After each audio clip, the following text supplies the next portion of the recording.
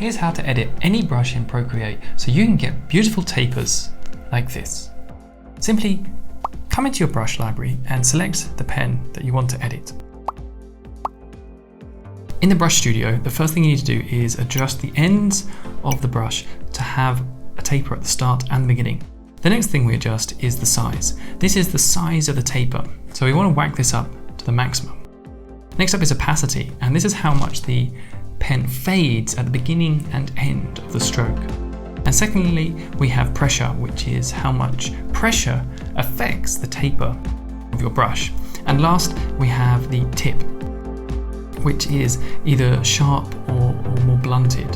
A blunted tip gives a more rounded effect. You can see here, we've got different ones. We can see that pressure affects it, and with opacity, we're losing the opacity at the ends of the brush stroke, and the size obviously increases or decreases the stroke.